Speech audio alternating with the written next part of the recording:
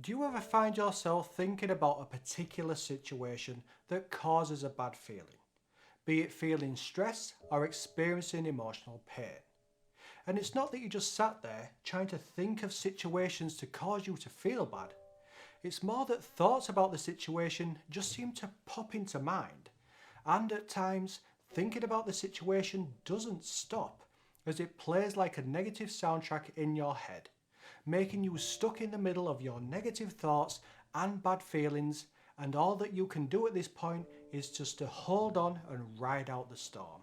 Whenever you can't stop thinking about a particular situation that causes you to feel bad, be it emotional stress, emotional tension, or emotional pain, then in this self-help system, these experiences are known as internal symptoms. Internal meaning something happening on the inside, and symptom meaning something indicating the existence of something else, just like a runny nose is an indication of having a cold. In this case, symptom means when you can't stop thinking about a situation and it causes you to feel bad. Then it's the bad feeling that's the indication that there's something about the situation that you don't yet know. As the bad feeling is a symptom, it's the metaphorical runny nose indicating something else is going on within a deeper part of you. And in order to turn that stress and emotional pain into good feelings, then you must figure out and repeat what that emotional pain or stress actually represents. Internal symptoms are caused by our guidance feelings. Our guidance feelings have two roles. One role is to let us know if we're labeling our feelings correctly or not by giving us a light feeling or a heavy feeling in reaction to when we say how we feel. This is what we've already been working with. But our guidance feelings have a second role, which is to show us when we have an emotional compound about a particular situation. And the way our guidance feelings show us that we have an emotional compound is to either cause us a huge amount of stress or emotional pain when we think about a recent situation. Or we just can't seem to stop thinking about the situation, which is also known as ruminating. Recap of an emotional compound. We never have just one emotional reaction to the things that happen in our lives. We have many emotional reactions to everything that happens to us.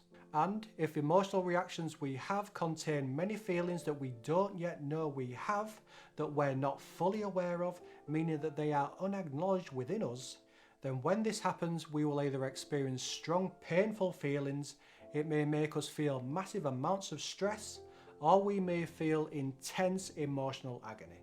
But with any emotional compound, there will be many discoveries to be made when it comes to using our guidance feelings to discover our true feelings about the situation that hurts us so much. Meaning, we may be working with the feelings attached to this situation for a while.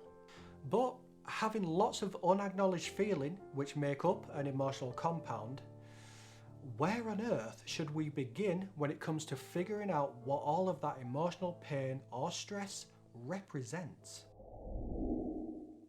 The way to begin dealing with an emotional compound always starts with how you truly feel in that moment. Whenever you come across an emotional compound about a situation, as you focus on your center, the first thing to begin repeating in your mind is just one feeling.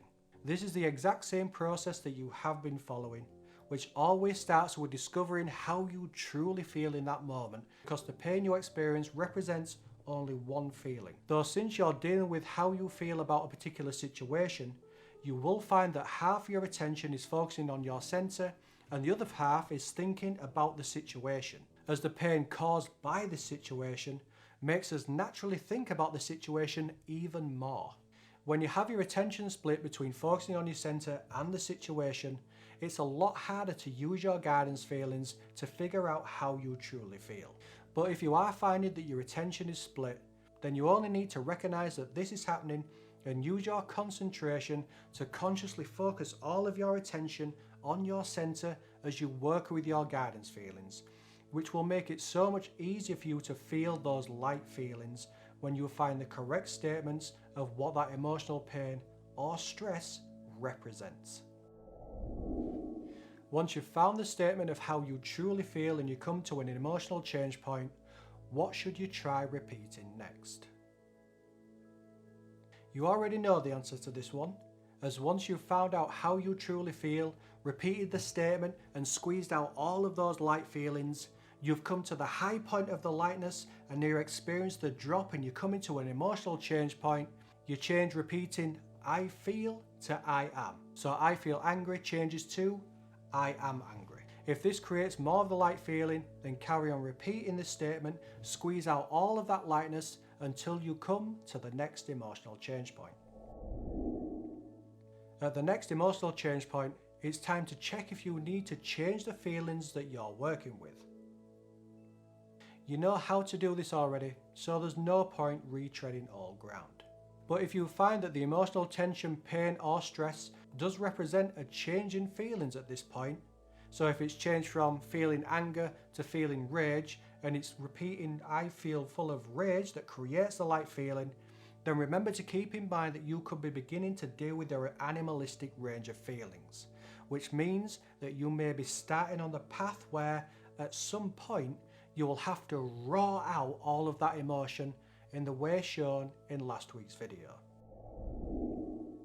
At the next emotional change point, it's time to pin your emotion to something or someone.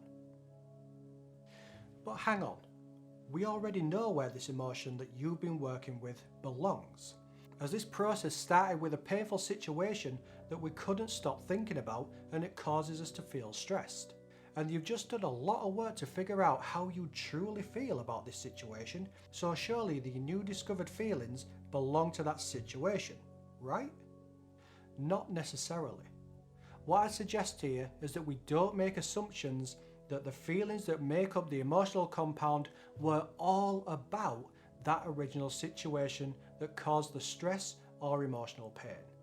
Our emotions don't always work the way we think they do, as sometimes we have to try new tactics to discover how our emotions actually work. But by all means, try pinning your newly discovered feelings that made up the emotional compound to the situation that caused you to feel bad, the one that you couldn't stop thinking about, by saying and repeating I feel X because Y happened.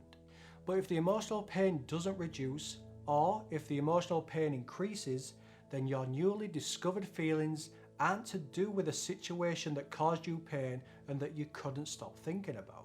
If this does happen, then it's time to stay at this emotional change point and either guess what the newly discovered feeling is pinned to, or try pinning the feelings to whatever situation comes to mind. If your newly discovered feeling is pinned to a past memory that happened way back when, then keep in mind that you could end up not just using your guidance feelings to explore the feelings of your past memory, but you may get to a point where you need to raw out all of that emotion. And if your newly discovered feeling is pinned to a memory from way back when, then you just need to begin working with the undiscovered feelings about that past memory.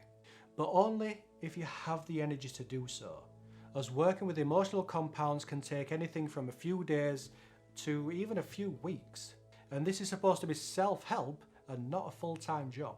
So having planned breaks whenever you can and timing those breaks when you feel good enough to give it a rest for the end of the day is a good advice to take. I'll end by saying that the information in this video is a little bit more advanced way to deal with your emotional pain.